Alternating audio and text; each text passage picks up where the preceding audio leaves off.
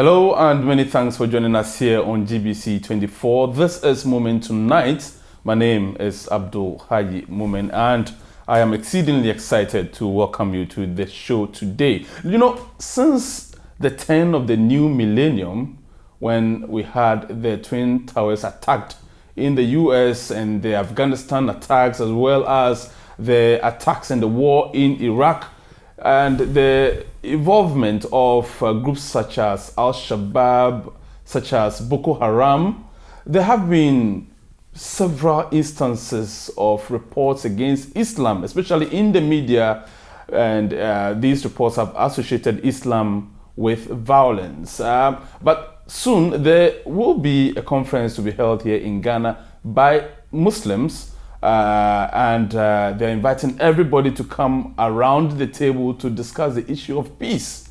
But how does a religion that takes its name, the roots of which means peace, be associated so much with violence? And what is the purpose of this peace symposium that they plan to introduce in Ghana, as has been ongoing in other parts of the world? And this is the conversation we're about to have today on the show, as I welcome my two guests in the studio, a lady and a gentleman. I'll start by introducing the lady here. She is Dr. Fatima Eshun. Dr. Fatima Eshun is a lecturer at the Wisconsin University. Thank you very much, Doc, for accepting our invitation here. Glad to have you.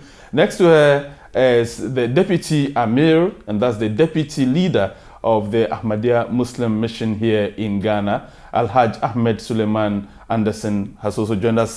Thank you very much, sir, for joining us here on the show tonight. And I'll start the conversation with you, Alhaj, of course, because if indeed, like I said in the introduction, Islam means peace, why is it that when you listen to the news these days, most of the negative stories, most of the stories that have to do with violence, and most of the stories that have to do with situations of non-peace are associated with Islam?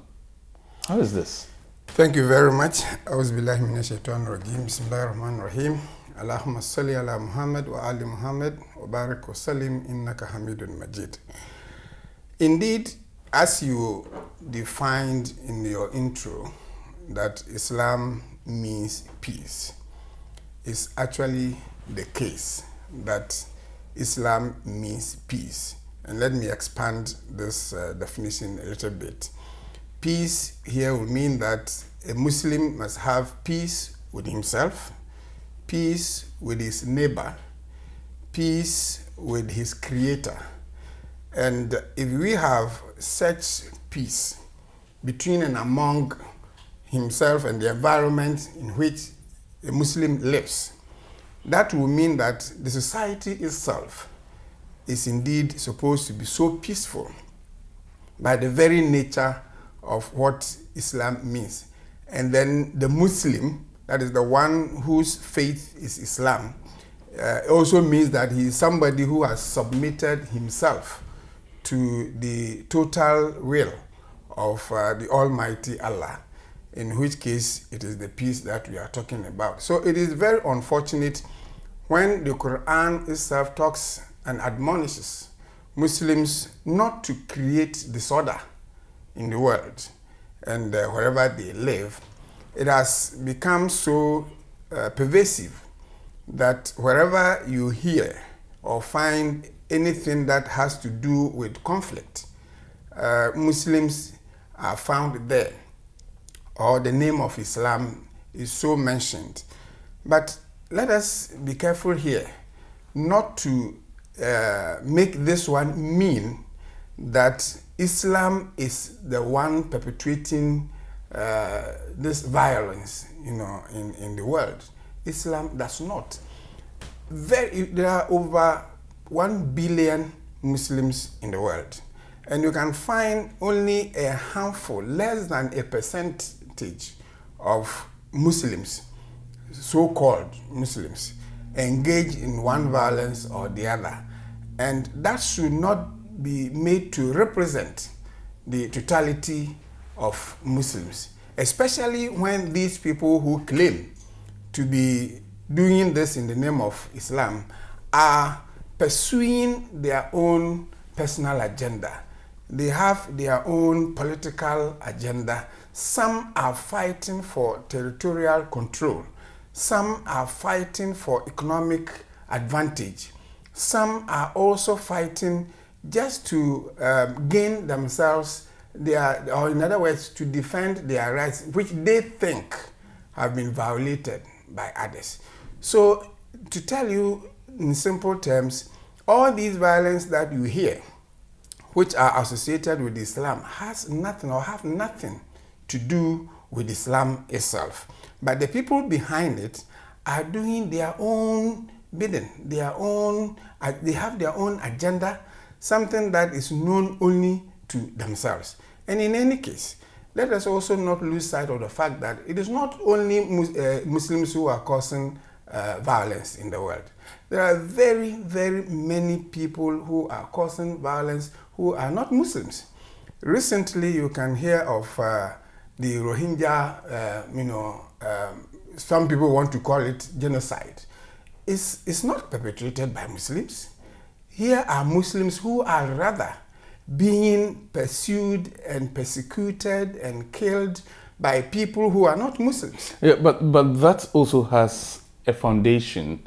And when you talk to the people you refer to as the persecutors, they will tell you that it is the fear of the Muslim, so to speak, the fear of allowing the Muslim to grow to the extent where he'll begin to have strength. Because records show that when you Muslims have authority anywhere, you begin then to rather persecute people. When these same people have lived with their Muslim brethren, I'll call them brethren because they have lived in the same country, and they have no iota of evidence against these Muslims, haven't done anything against them, and you are talking about the fear of the unknown.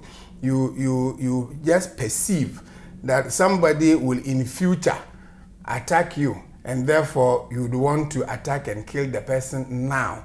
What does that mean? You are perpetrating an action against a defenseless person, somebody who does not even have a knife, to defend himself, and you are saying that that person is a threat to you. How does the person become a threat when you are on the neck of that person with guns, with ammunitions that can exterminate a whole community? No, I'll ask you to hold on there whilst I turn my attention to Doc. But when I come back to you, we'll continue on the point of this perception of Muslims being persecuted, and then we'll take it from there. But following up from that same point, and back to my substantive question as well, which has to do with why the news dominates, is dominated by issues about Islam and violence. And Navamir just talked about the fact that when you look at the Rohingya situation, and I said the Rohingya situation, according to the perpetrators, it's because when Muslims are given the opportunity, they will become the perpetrators. So stop them before they grow wings, so to speak. And these perceptions were taken from things that the Rohingya people, the people of Myanmar, would have seen on the news. And that's my question.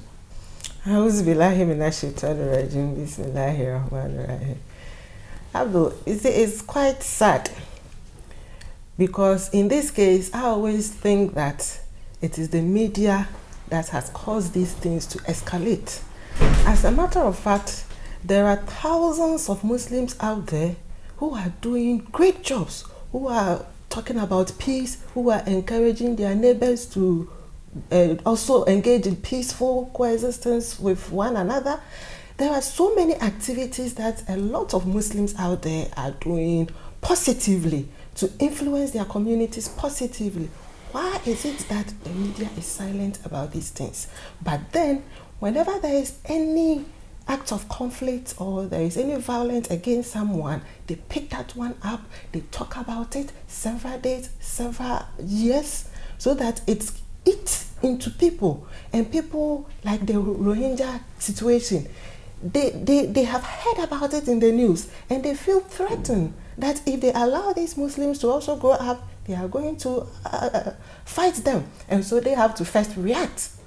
It is the role of the media in this situation. That is how I see it. Because if the media is that positive and it is unbiased towards Islam, then it will also talk about the positive side. Sometimes I blame people because, especially those who believe in some of these teachings and link them up to Islam, because they don't read the Quran. They hear about these things in the news and they draw their conclusions that, oh, these are the Muslims and these are their teachings, and so if we allow them to grow, they are going to practice these teachings, which is not true. It has no basis whatsoever in the Holy Quran.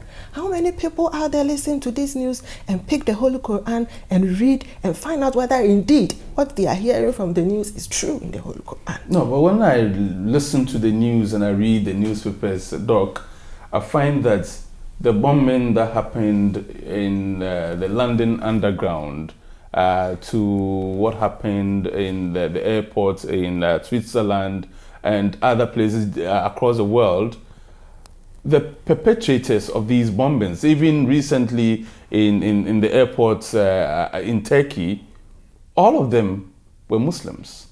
I should have fear if I am a neutral observer, shouldn't I? Why should you? Why should you? Because if you are going to link their actions to Islam, that is where I'm coming from. Before you draw that conclusion, you have to first find out whether it has a base in the Quran. Because these people are calling themselves Muslims. Alhaj initially mentioned that some of these perpetrators of these violence do these things for their own selfish interest.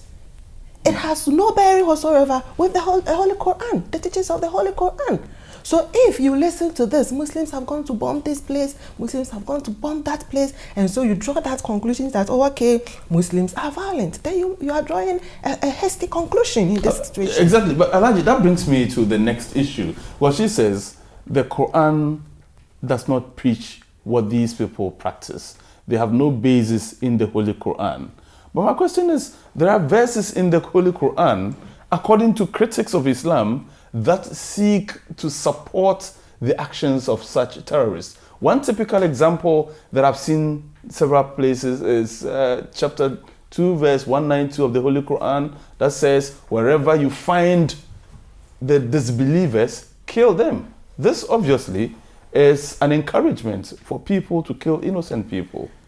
Thank you once again. I think that this is another case of misquotation, misinterpretation, and misunderstanding as well as misapplication of what the Quranic verse was talking about.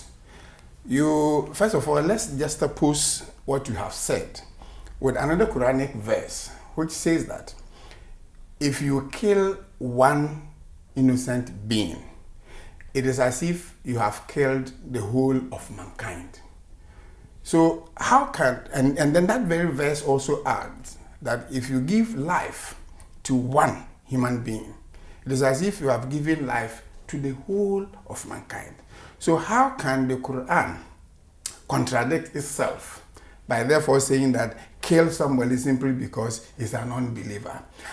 Because of this, I want us to really read the Quranic verse, but if only you will. Please, go ahead. But then I saw that verse that you are talking about, that is in Quran chapter 2, verse 192.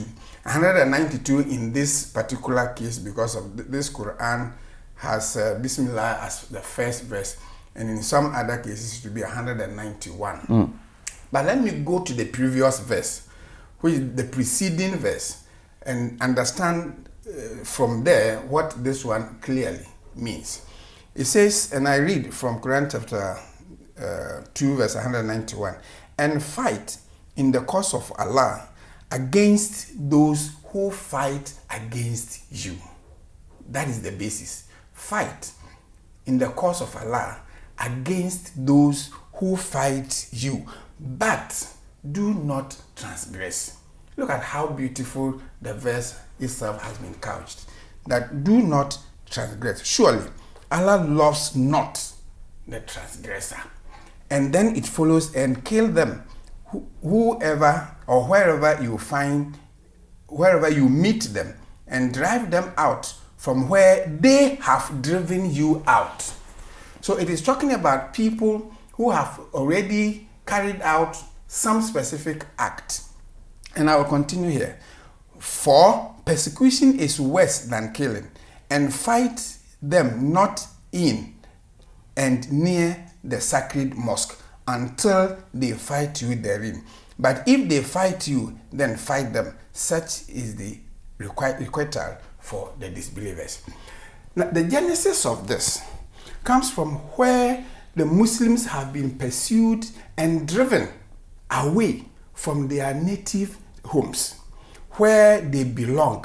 In fact, the Islam started in Mecca. The Prophet himself had been driven away. His followers have been chased away. Some went to Abyssinia in today's Ethiopia to seek refuge, even in the hands of a Christian king who gave them protection against those Meccans who were pursuing them. And it didn't end there. When the people have actually migrated from Mecca to Medina for safety, the Meccans did not rest. They chased them to that place also, with the view to eliminating all of them. It was at that point that Allah said that you have to stand up and defend yourself. Otherwise, these people will succeed in eliminating the religion of Islam and, in fact, the worship of Allah in total from the surface of the earth. Therefore, those who have come to fight you, fight them. And you are fighting them in the cause of Allah, but do not transgress. The instruction that this interpretation gave by the which was given by the Holy Prophet, was that even when you are in the battlefield, somebody who is at the aged, don't touch him. The women, don't touch them. Don't touch a child. Don't even cut a tree down. But fight those who are fighting you. Those who have driven you out of your home. Those are the people who said, wherever you meet them, fight them and kill them. Yes, because what is their intention? Their intention is to kill you. So this is not to say that just go out there and kill anybody you think in your mind that that person is not a believer. After all, who decides who a believer is? So the verse must be put in its proper context, that it is talking about people who have raised arms against innocent people whose only crime is to worship their God, the one true God. And some people are not comfortable with that because they think that in doing so will mean they have to do away their many idols that they worship. And so that was their culture, and they must live with their culture, and anything that was foreign, they must not allow it. But even if they had rested there, that yes, do your own thing and let us do our own thing, that would have been perfect. But they insisted in not only eliminating the name of God, but also killing the very people who are mentioning the name of God. And so Allah gave them the permission to defend themselves. All right. Doc, you see, following up again on what Alhaj has just told us, when you look critically, and very soon we'll look at the issue of terrorism and how it relates to Islam, but when you look at the activities of persons who kill innocent people, they give those so-called infidels a title, infidel, and by so doing, they have a justification to kill the infidels. But Alhaj says this is not the correct interpretation of the Holy Quran. Abdul, you said those killing are giving titles to those they are killing, that they are infidels. If you remember what Alhaj said, he said that who determines who is a disbeliever? In what capacity do they have to tell someone that someone is an infidel? If you are saying that you are going, if it is based on this particular verse that they are going to met that atrocity on the people, then of course they have also erred. They themselves can count themselves in the shoes of those infidels, because they are the first infidels in this situation to err against the teachings of the Holy Quran. You see, so just as Alhaj said, the basis of this verse is not about you going out there to fight people whom you think or perceive to be infidels. No. But the thing is that when you even look at the history of Islam, several battles were fought. Critics say this is an indication that this is a very violent religion. And then again, you look at the history that has been written by some groups of people, and you find a common message running through, that Islam was spread through force, was spread through the use of the sword over the years. How do you react to this relative to the point that you have just made, that Islam does not justify or encourage violence in any way? Yes, I still stand on my point. And in this case, the analysis you are making about those who have written that because in the history of Islam there were fighting against other people, and so because of that they draw the conclusion that Islam is violent. No, still based on this verse and from where Alhaj started, God Almighty gave permission for the Muslims to fight because war was waged against them. They were in their communities talking about peace, and these people, because they don't want to hear about peace, started or wage war against them. In this case, do you expect them to sit down and look at them? They have to fight back. They have to fight back. Even in modern society today, why do we have military camps and other armed forces and so on and so forth? It's because we know that if we are within our territory and people come to our community or our country to fight us, we have to defend ourselves. So this verse particularly talks clear about defense. And if you are defending yourself, if you see your enemy is about to kill you. And if you get the chance, you have to kill him first. That is what we're saying, that you have to kill them wherever you find them. Otherwise, they will kill you. That does not mean that Islam is violence. But you spread the religion was spread through the sword. You haven't responded to that. Is that the case? That is what I'm saying, that if I pick a sword to defend myself, would you call that spreading Islam by sword? No. Those critics who write about Islam being spread by the sword are wrong. They have to do their research again, because Islam never spread through the sword. In fact, it was through peaceful teachings of the Holy Quran. Allah Almighty has said in the Holy Quran, chapter 2, verse 257, La ikraha fi din.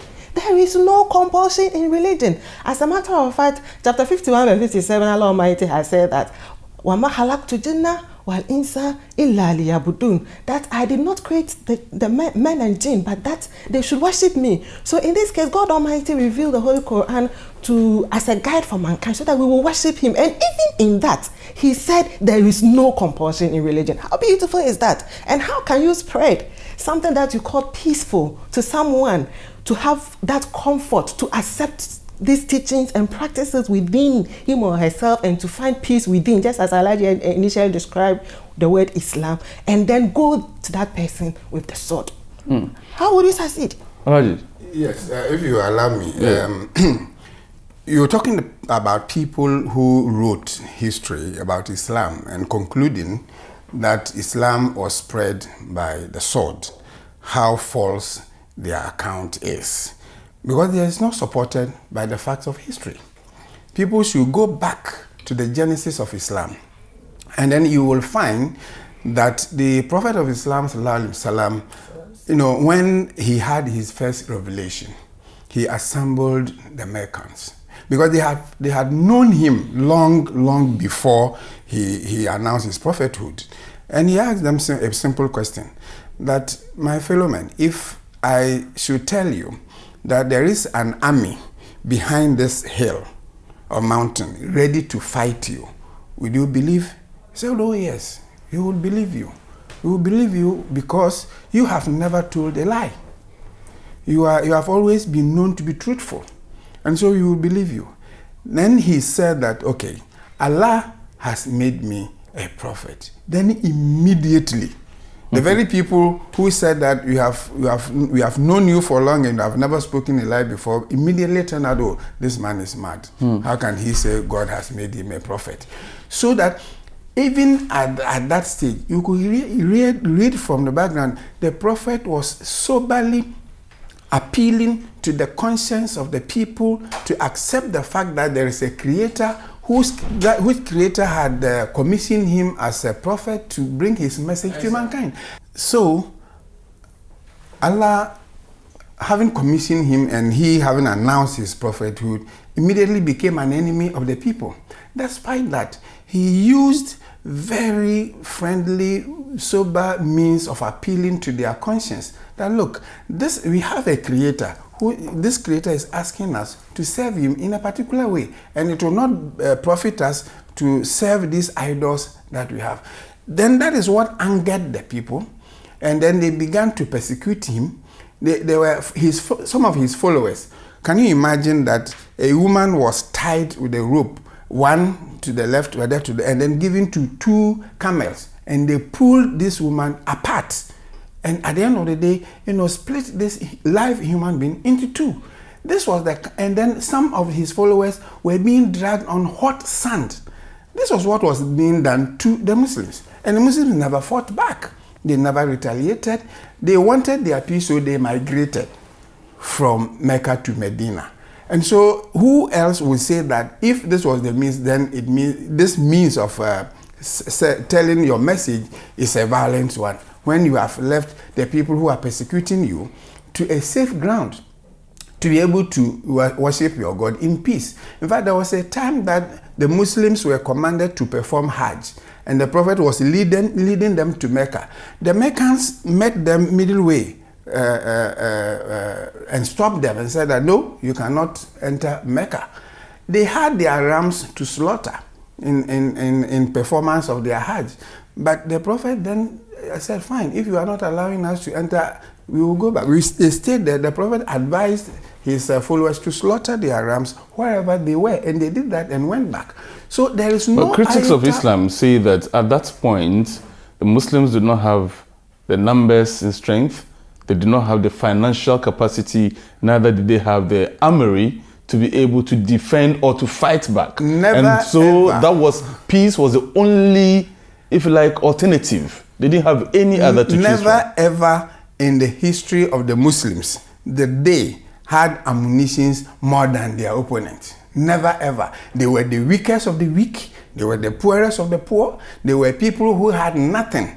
In fact, if you recall the very first war of Badr, the Battle of Badr, there were 313 Muslims, with no ammunition against 1,000 well-drilled army with horses and camels and everything that you can think of. And yet, they met the Muslims, but because Allah's support was with them, they succeeded to overcome those army, which was so powerful, even in their weak capacity. So you see, that was the case. So there was no iota of truth there. I would like to even come back to another question you asked about the issue of somebody being an infidel. You see, this word infidel has a genesis, especially with Catholicism. That people who did not believe in what they believed, everybody whose belief is opposed to yours is an infidel. And like my sister rightly said, if my belief is opposed to yours, then to you I am an infidel, and then to me you are an infidel. So who is right here? Because infidel is only talking about your belief being opposed to what other person also believe. So that is why she said that la ikraha fi din. There is no compulsion in the religion. Right has become distinct from wrong, and that everybody has the right to decide how he or she will worship his creator, and everyone must be allowed to do so.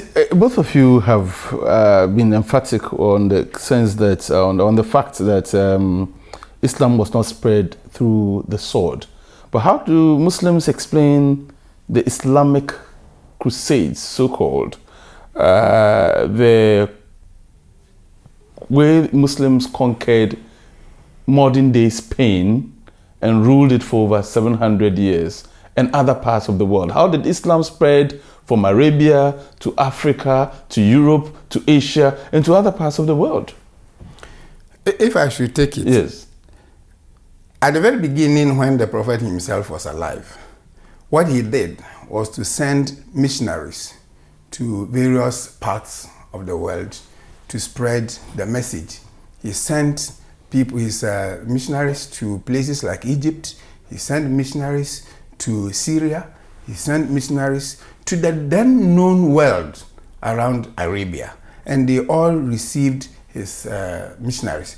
Some of them, even when the prophet had written to them, they tore the letter of the prophet into pieces, but never did the prophet do anything against that, because their free will was being exercised. So it is this missionary work that was started by the prophet, which sent the religion of Islam to the places that we are talking about. In fact, in the history of every religion, there has been wars. Come to think of Christianity, haven't you heard of the Crusade? Where they were also marching on, to establish their religion, or at least, if it was even for defense, to also defend themselves in a way. Which religion has not witnessed one war or the other? In those days, that was the order of the day.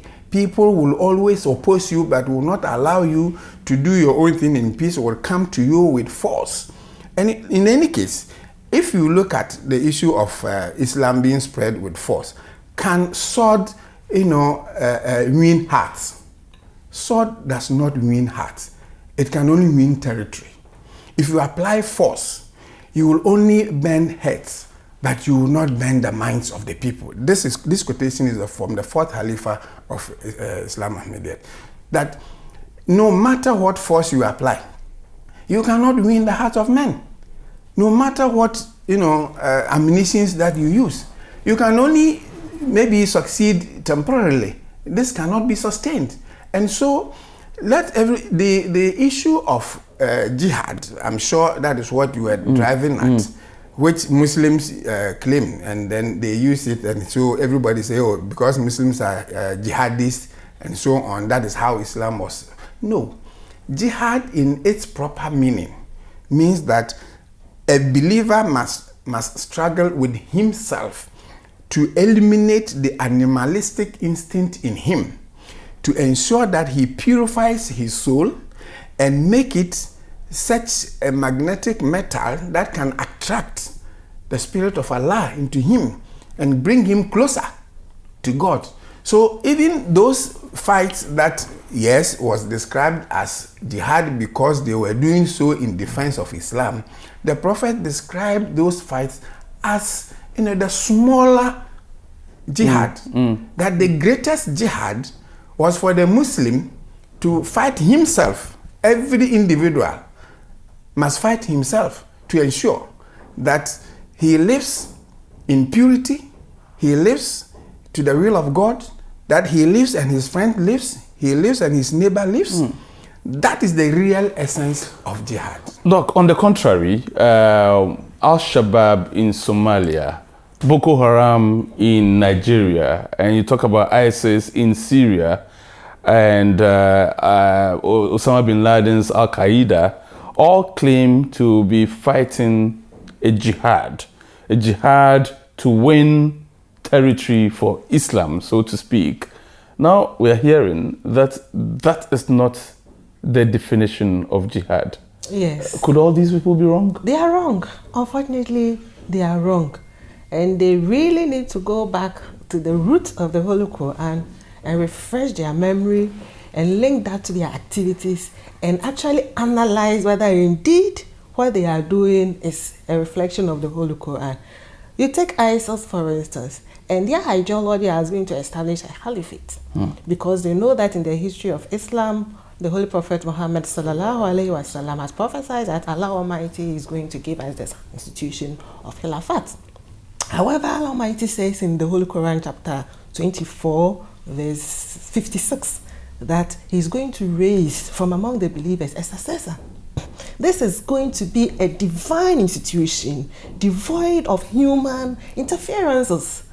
This is what ISIS is trying to achieve by using the sword. How far do you think it can go? It is only going to abuse the teachings of Islam because what they are doing has no basis whatsoever with the teachings of Islam. You take Boko Haram, they are talking about education being not good. And you read the Holy Quran, the first word that was revealed to the Holy Prophet Muhammad sallallahu alaihi wasallam is Ikra. Ikra bismi rabbika allazi khalaqa. You see, that read in the name of your Lord. If you don't read, how are you going to succeed? And these people are saying they are going to abolish this, and they are basing their arguments on the teachings of the Holy Quran. No, my brother, they are wrong. They have to go back again. They have to read the Quran again. They have to reflect on their actions, link it to the Holy Quran, and see whether indeed what they are doing is right. The Holy Prophet Muhammad sallallahu alaihi wasallam himself has said that we have to travel wherever we want to go for knowledge, even if you have to go to China. In this case, he says, seek knowledge, even if you have to go to China. And at that time that he was speaking, it wasn't that you have to travel to China per se, but he was using that metaphorically, that how far that, no matter how far you can go to acquire the knowledge, go and acquire it. This is what the teachings of Islam tells us. But these people are saying that no. If you add the Boko Haram issue, like she said, their policy is that everything Western is bad. Yeah. But ask them, the guns that they are using, who manufactured them? The uniform that they are wearing, who manufactured them? Of course, the cars that they are using, who manufactured them? And even in some of their utterances, they speak English to convey their command to their followers. So the very things that they are speaking against is what they themselves are doing. So they are the first culprit of what they think are not good for a Muslim to do. So you see how irrelevant. But Alhaj, it's been said that Muslim leaders like yourself have not spoken up against all these negativity. You've not made your voice heard to the world. You've not appealed enough to Muslims, and you've not educated Muslims well enough to understand the true teachings of Islam. And therefore, as a result of that, we see what we see in the media. Earlier on, when you posed the question to my sister, she talked about media's biases. And of course, the media has interest in sensationalism. The media has interest in what will sell their papers and win more viewers and listeners to their medium. But there are, and I thank you very much today for this opportunity, because you have given us a platform, to educate the people as to what the real teachings of Islam is. But otherwise, I can assure you that there has been and there has always been very beautiful sermons that are delivered in the mosques, which talk of the real meaning of Islam, which admonishes Muslims as to what is it that they are expected to do as Muslims. And there are several conferences held in many parts of the world, including in our country, Ghana. If you recall, the Ahmadiyya Muslim Mission holds conference every year at the national level. These conferences are replicated at the regional level, even to the local levels. All these conferences speak about peace. They talk about what is expected of a Muslim, but we do not hear all these things from the media. All you will hear is that let one Muslim commit one act of wrong, and that will be picked up by the media and then blown up for everybody to hear. But the very beautiful teachings that are given, the sermons, the conferences, and as we speak, even Ahmadiyya, we have people on the field, preaching, selling the message of Islam, very beautifully, and yet nobody hears of it. It is only the negativity which we will find the media carrying so boldly for others to hear. So it is not like the Muslim leaders are not talking. The Muslim leaders are talking, but the media is not carrying. The Muslim leaders are doing what they have to do, but the media is not seeing it. The media is only interested in what they think are the negativity, just to feed into the perception that they already have, because they already believe that Islam is violent. So once they hear of the slightest violence anywhere and there's a Muslim involved, then yes, that is the Muslims. They have doing what they know how to do best, but which is completely wrong. Because earlier on I had also said that we have billions of Muslims in the world, But how many hundreds, in fact, few hundreds of Muslims are doing acts of violence, and yet they are the ones who are being used to represent the face of Islam? How wrong is it? Terrible. Doc, you are from academia, and so I can tell you that I've read a number of research works that point to the fact that the basic factors underlying most acts of violence, especially among the youth, are two: illiteracy and unemployment. Now that we are talking about peace from the point of view of Muslims, we can also look at it from the point of view of education and employment. What are Muslims doing to ensure that, in as much as they're preaching peace and trying to take people away from violence and back to the true teachings of Islam, that you are also providing them with a means of education and a means of employment? What are Muslims doing? Oh, Alhamdulillah, being an Ahmadiyya, I can only speak from the Ahmadiyya perspective. Our mission is doing quite a lot. By the grace of God, we have schools, we've built schools to help people improve on their education. We have instituted scholarship schemes for the needy who can access this facility, this scholarship facility, to also advance in their educational ladder. We are also trying, as the community itself is divided into three. We have the women's group, the men group is also divided into two. The men, the youth, and then the old from 40 and above. The women group in particular, we try to engage them in handicrafts, bead making, soap making, and other sewing and other handicrafts, which some of them are practicing and they are working with and they are doing well in it. So we're actually trying our best to educate our members, both academically, religiously, morally, and also helping them to have some economic ground, so that they can also pay their contributions to the Jamaah, because it's also essential. They have to earn before they can do this kind of contribution. So we are trying in our own small way. A lot of the time when you speak to Muslim groups, and in respect of education, then the focus tends to be only on Arabic, Quranic education. Is that what you're referring to when you talk about these scholarships and so on? No, please. You see, when I started by saying we have schools, we have primary, JHS, SHS, and even the tertiary level too. Yes, so I mean, in the academia, we are also doing our best to train people so that they can acquire knowledge. We started by saying the first word that was revealed to the Holy Prophet Muhammad is Iqra. So we believe so much in education, and so we try to convince our members to pursue higher education. And even when they don't have the means, we have scholarship schemes that can support them so that they can climb higher in the educational ladder. That's not a stay. Of course, teaching them the Arabic is not also a crime.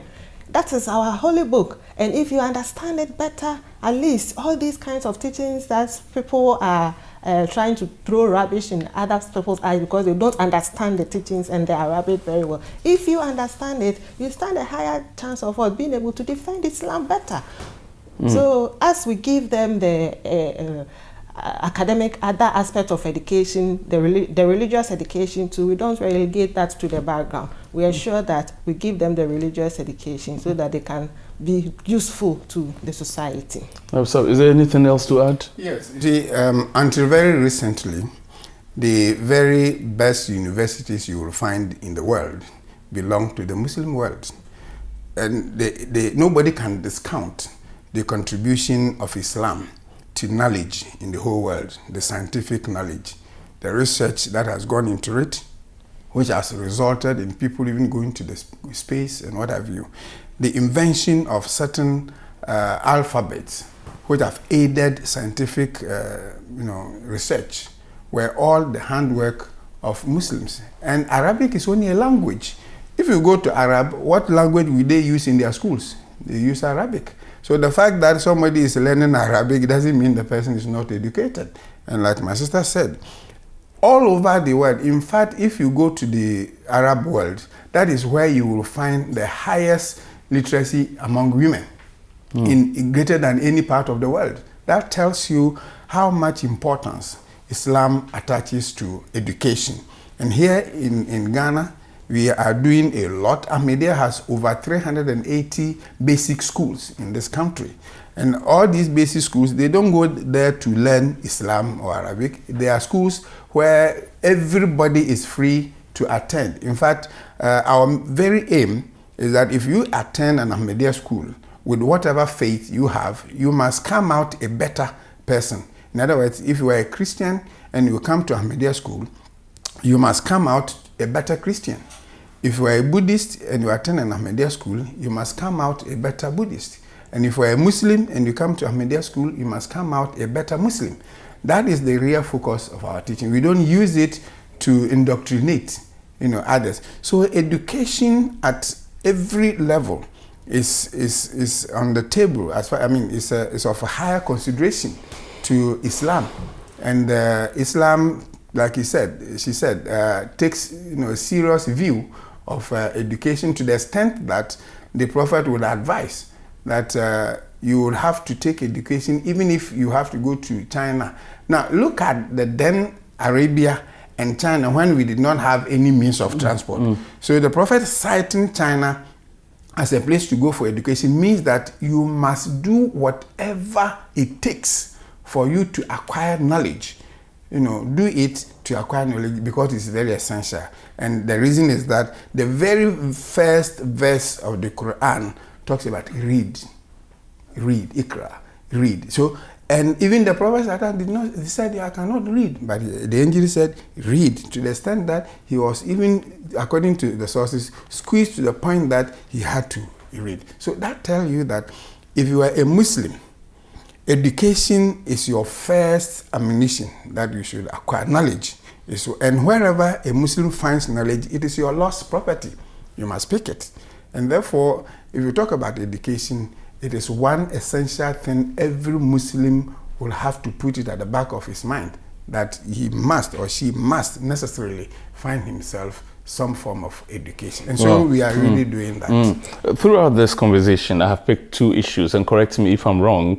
The first being that Islam has nothing whatsoever to do with violence and the creation of chaos.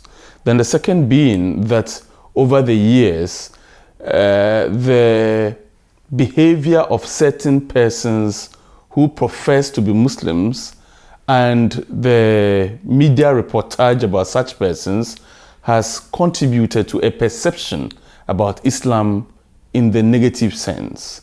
Am I right? If this is true, then it means that it behooves on Muslims to begin to change the status quo and to begin to change those negative perceptions people do have. What have you been doing over the years as a mission, as Muslims in Ghana, to help in changing this cause, this perception, and also to help in building peace in the world? Thank you very much. This is a very, very important question you have asked. And I thank you for that once again.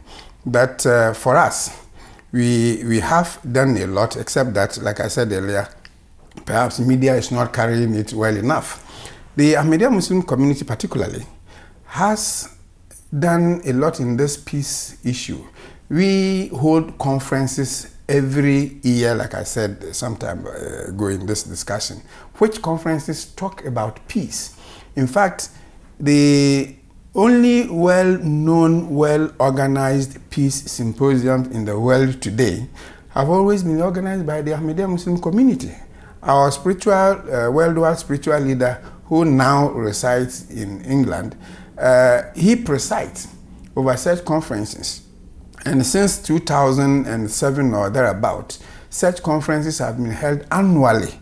And as I speak, it will not be long. We are replicating that type of conference in Ghana to the extent that during such conferences, individuals who have excelled or done something in relation to peace, and whose works have resulted in peaceful atmosphere, have been awarded by the Ahmadiyya Muslim community. And these are people who are not necessarily, in fact, I'm yet to find an Ahmadi who has been given that award. It's been given to people of all races, people of all backgrounds, whose work have contributed to peace in the world. And when that time comes and the one in Ghana is also held, I'm sure somebody will be awarded for his works as far as peace is concerned. And so, yes, these are all some of the steps that we have been taking to ensure that the message of Islam, which is peaceful, is brought to the home of everybody, and that we get to know that indeed the real Islam is about peace and nothing else, and that all the other things that we are hearing are all perceptions, and they are wrong ones, of course. And so, yes, we always do, and we will continue to build peace everywhere that you find Ahmadis live. Doc, as we draw the curtains and talking about peace, and because you're a woman, it's been said that Muslims subjugate women, which in itself is a situation of non-peace when you feel subjugated. As a woman, do you feel subjugated? And again, as a person within the academic world, what are you also doing as a person, then as a mission to help change these perceptions and to help build peace in the world? Well, the first question, do I feel subjugated? No, not at all. Why should I feel subjugated when I know that the Holy Prophet Muhammad has actually empowered women? You know, before the advent of the Holy Prophet Muhammad, women were subjugated. They were relegated to the background. They were nothing. They were just seen as properties. But when he came, he abolished these kinds of teachings through peaceful, through his being as a person, as a prophet. He was able to tell people that no, through revelation, God Almighty spoke to him that women and men are equal. And it's in the Holy Quran, in the sight of the Almighty Allah. So we were giving that status to the extent that the Holy Prophet Muhammad said that heaven lies at the feet of mothers. So if someone is going to get heaven from beneath my foot, why should I feel subjugated? It's the highest status I think Islam can ever give, or any religion can ever give to women in this case. So I don't feel subjugated. Islam does not subjugate women, but rather it empowers us to learn so that we can also teach our kids in this case. I mentioned that the Holy Prophet Muhammad said that heaven lies at the feet of mothers. It has a lot of connotations, as a matter of fact. That also plays a lot of roles on the Muslim woman, because as a woman you are supposed to ensure that you live with peace with your people, with your children at home, because every society is made up of what? Unit of households. And if you are the woman and you are within the home, you are supposed to ensure that there is peace at home. You are supposed to live at peace with your neighbor. And the Holy Prophet Muhammad taught us that your neighbor, if you are living in a community, you have to count about 40 or 70 houses. 40 to your right, to your left, front, and back. So north, south, east and west. And as a matter of fact, wherever you go, when you are outside, who are your neighbors? So if you should count 40 in that direction, then you can imagine the number of people you have to live peacefully with. In this situation, that there's going to be peace everywhere if really we are going to imbibe ourselves in these beautiful teachings, these beautiful Islamic teachings, and of course the whole world is going to live in peace. So as you ask myself what I'm doing, I've started with my family. We are living in peace by the grace of the Almighty God. And in the academia, of course, whenever I meet my students, I talk to them a lot about some of these things, about peace, about Islam, and the fact that whatever they hear in the news, they have to go to the Quran. All right. So unfortunately, we ran out of time, and this is where we have to end this conversation, a conversation about Islam and peace building. Of course, later in the year, there will be that all-important peace symposium being put together by the Ahmadiyya Muslim Mission, and that's why we have been having this conversation on Islam and peace building. Thank you very much for being with us here in the studio, Dr. Fatima Eshun, lecturer at the Wisconsin University. University, as well as Alhaj Ahmed Suleiman Anderson, who is Deputy Amir 3 of the Ahmadiyya Muslim Mission. Thank you very much. Many thanks. And we'll see you again when we bring you another edition of Moomen Tonight. Until then, you have a very good night. Bye-bye.